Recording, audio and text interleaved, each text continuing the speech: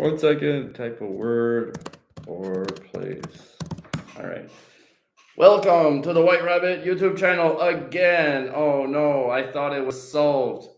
So basically, what happened is originally all my lives are like 2 lives for every episode because the internet cuts out. So this time, my wife paid for more internet, like a hotspot or something like that, to be used, and it still failed. Oh, I'm so disappointed. Anyway, here we are again. And today we're going to review the previous episode titled Echoes of Giants, Yap's Stone Currency Mystery. And I'm just going to redo everything. So if you can feel free to ask me any kind of conspiracy theory question. And if you can't think of anything, you can just type an object or a place and I'll tell you a conspiracy about it. So I'll review a little bit about the Yap currency and then talk about the Pacific Giants, go over the comments, upcoming episodes, and a few other things. And usually part 2 is fine. So let's just keep going. So, according to the mainstream narrative, the Yapese in ancient times would cross the ocean to Palau, spend a year carving out some rocks and bringing the stone circular disc rocks back to Yap, where these stones would be used as currency for dowries or buying houses or as symbols of power. Because a lot of people died in the process of going over to Palau, loading the stones, crossing the ocean again, and the more people that died, the more valuable the stone is. And some of them are massively big, 4 tons, and they're taller than a human for sure. But they also have tiny ones, and they have a lot of stolen ones. Anyway, we'll get to that in a minute. So I said in the story that the stone paths, the platforms were built by ancient giants, and then this was corroborated by one of the commenters. He said he is from Palau, he is from Yap, and he said that in their oral histories, they learned that the ancient giants came and taught them black magic and useful things, but then they turned on them and became cannibals, and they had to fight it out somehow. But the Yapese used the black magic that they learned from the giants on the giants. But anyway, so in the story, I said that the ancient giants built the platforms and the stone roads, which are like massive, huge slabs that we wouldn't be able to move now. And I theorized that the most ancient ray stones were built, quarried by the giants, and that the Yapese wanted to follow suit by making the ray stones as well afterwards. And the guy from what's his symbol? He said, sorry, he's Palm Trees 66228 commented that the giants had nothing to do with the Yap ray stones, only with the stone platforms. So I was half right.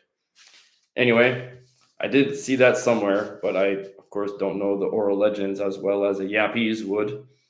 So, getting back to the story, the giants built the stone platforms and the pathways, and I said that was also the most ancient ray stones, and apparently it's not, and that the Yapese wanted to follow in the giants' footsteps by making their own ray money, which is the stone money, RAI.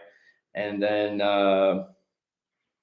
but apparently they did it on their own, which is very possible. But keeping in mind, they only had very basic tools and very basic navigation stuff. Although the Polynesians did have these like stick maps with shells so they could determine where to go and stuff. It's very interesting. I did mention that in the Continent of Mu episode. Anyhow, I'm not sure if the Yapese used that or not, probably. And then there's also the ancient giants of the continent of Mu, which are these giants from the same civilization, probably.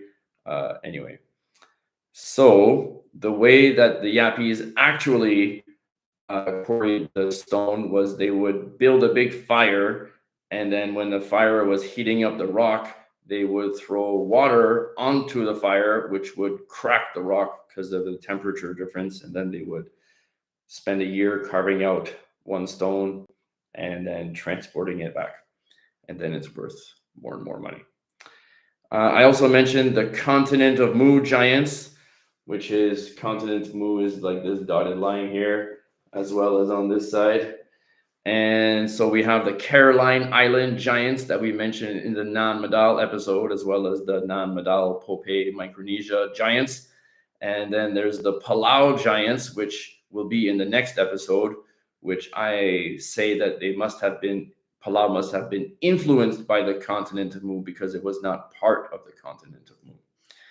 But it's very, very close.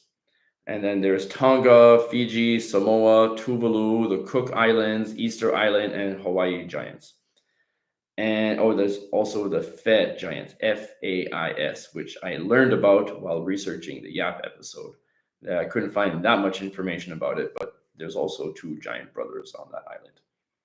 Yep. All right. So that's the giant stuff. If you want to comment a word or a place, I'll tell you a conspiracy theory about it. I'm going to try to make that a thing so that people just know that they can do that every live. So we're going to go over some comments. First, I have a comment from Rob F191, and he said, "Guess no one's stealing this money." And yes, it would be hard to steal the giant stone money, but like I said, they also had the smaller money. But most of the museums around the world have raised stone money, so it was stolen, bought, borrowed, whatever. Anyway, so yeah, just the museums. At Holy Fire, I've never heard about Yap until I saw your video. +1, nice video. Well, I'm happy to spread the knowledge of these esoteric theories around the world. I've known about the Yap stones for a long time. I wasn't even sure if it was a conspiracy, but the giants tied in definitely makes it a conspiracy. So next one is at Sydney Shaney. Wow, I've never heard of this. Thanks for sharing. Subscribe. Keep subscribing, people. Only 30% of the people that watch this channel are subscribed, but that's a common problem across all of the YouTubers, I guess. So make sure to like, share, and subscribe. All right. Another comment from MacJG7. Awesome video. Remember this sweet advice from the White Rabbit 4090. The more we uncover, the deeper the mystery grows. Bumper sticker mantra. I might have to make a bumper sticker about that in the long run.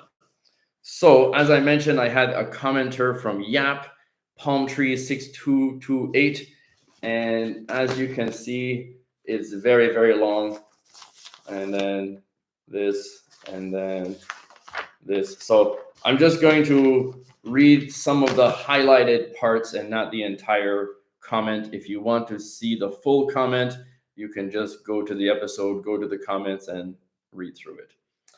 So he starts by saying, "I'm from Yap, born and raised there, and I don't want to come off as disrespectful, but there are a few details that aren't true in the video, although I'm flattered to see anything about Yap."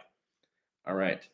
And then he mentioned the rituals and spells and black magic, which I thought was interesting, so I mentioned it earlier.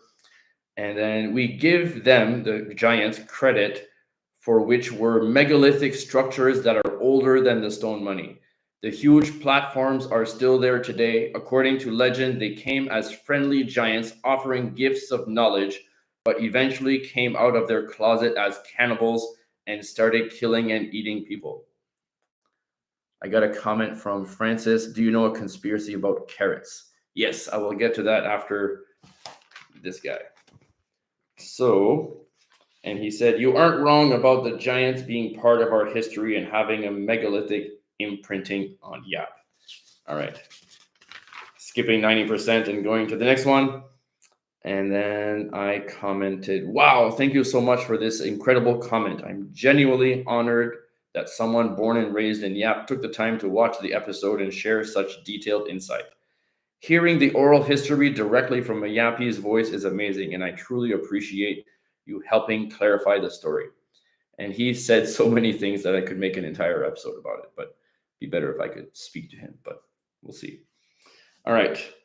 And then he commented again saying, I appreciate you too, and I'm glad you value my input. I like open-minded types of videos like this that doesn't just dismiss these type of stories. We also have an Atlantis lake story of a race of demigods.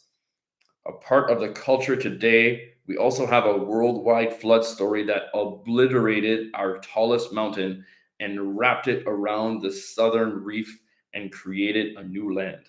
And then he described an archaeologist checking it out and validating their oral tradition histories. So, and then he also said, oral history is not the game of telephone. Certain people are handpicked based on character and lineage to keep these records of historical events, and most of the type they tell history with pinpoint accuracy that can be verified by science. So I truly appreciate people like you who do not dismiss oral history. Thank you from a Yapese. So that's very nice to know that my content is reaching the right kind of people. All right. And then I said, your account of an Atlantis-like race shaping society sounds remarkably similar to the legends of the lost continent of Mu and the Nakals, said to be an advanced people whose influence may still echo across the Pacific. These kinds of parallels across cultures are exactly why I believe these stories deserve serious attention. I'm truly honored to hear from a Yapese viewer. Please stay tuned. My next On Location episode explores the green pyramids of Palau just west of Yap and how they might connect to the same ancient world. Thanks again for watching and sharing your story. All right, that's it. Okay, so. All right, that's that. And now for the carrots. So, thank you for commenting about a random word, Francis. So the word carrot is actually quite interesting because during World War II, the British had like some kind of propaganda campaign that said that their pilots ate a lot of carrots, which allowed them to see better at night. And they had it on advertisements and campaigns, and they were like, spread the knowledge. Everybody knows carrots are good for your eyes and night vision. But this was all just a ploy because what had happened is the British had invented radar, which the Germans did not yet have.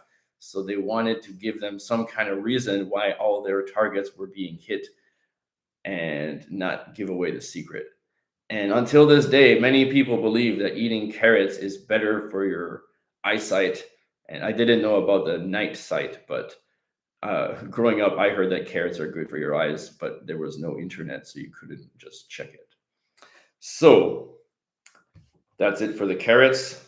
If you have any other random words, let me know and I'll tell you a conspiracy about it. Let's see. Someone asked me about the new symbols on the map. So as you know, I have all these like time travel, monster, ice wall, submerged symbols on the map. And once in a while, I put more on the map. And in the last live, I mentioned the Nigeria conspiracies that I came across. So I added those symbols here. There's the portal for the mountain. It's called the Oke Idandre Forbidden Mountain. And then there's the megalith for, oh wait, is that the same one? No, that's somewhere else. Maybe. Anyway, so the giant from the Iwo Iluru cave, and then the time traveler for the time slips of the Forbidden Mountain, and then the aliens, because it's also like an alien base or portal. And then I also added not too long ago was the cynocephaly monster icon.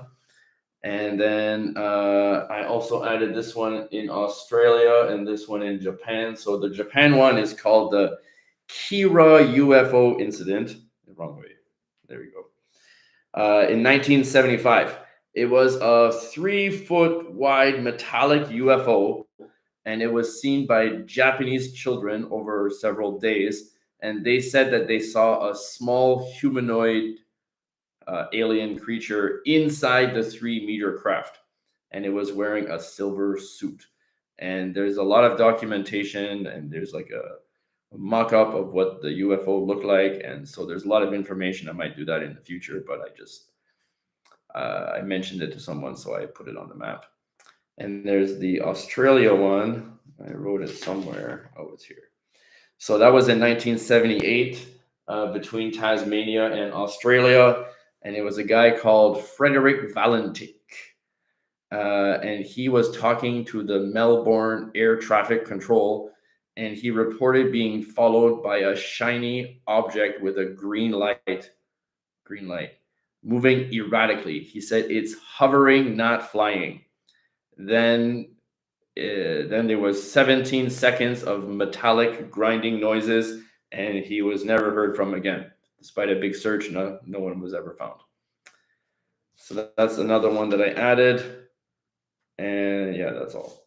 So for the upcoming episodes, I have a lot. You might have seen that the next episode is the Green Pyramids of Palau episode. It's going to be a good one, comparable to the Taiwan Pyramid episode. And then I have the Eddie Live. So it's either going to be Palau Pyramid, then Eddie Live, or it's going to be Palau Pyramid, Palau Live, and then Eddie Live.